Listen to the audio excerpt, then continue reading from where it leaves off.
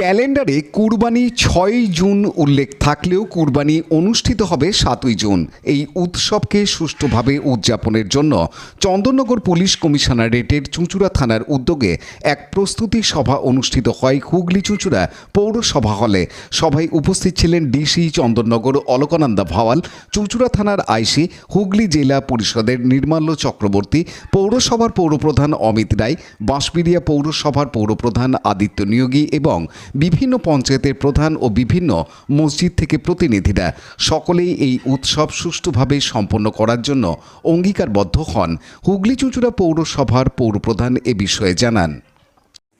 ঈদুল জুহা উপলক্ষে পুলিশ প্রশাসনের পক্ষ থেকে একটি মিটিং ডাকা হয়েছিল। সেখানে সমস্ত স্তরের জনপ্রতিনিধিরাই ছিলেন। আমাদের বাঁশবেড়িয়া পৌরসভার চেয়ারম্যান ছিলেন, জেলা পরিষদের ছিলেন, পঞ্চায়েতগুলো থেকে সবাই ছিলেন, প্রধান উপপ্রধানরা এবং পুলিশ প্রশাসন এবং সমস্ত মসজিদ কমিটি এবং বিভিন্ন যে কমিটি আছে সেই কমিটির মানুষেরা ছিলেন, যাতে সুস্থভাবে সুন্দরভাবে এই ঈদুল জুহা উৎসব আমরা পালিত করতে পারি। আমাদের পৌরসভা যেসব দায়িত্ব আছে, পরিষ্কার করা, জল দেওয়া ইত্যাদি, সেগুলো আমরা করব এবং অন্যান্য ক্ষেত্রেও ফায়ার ব্রিগেড, ইলেকট্রিসিটি।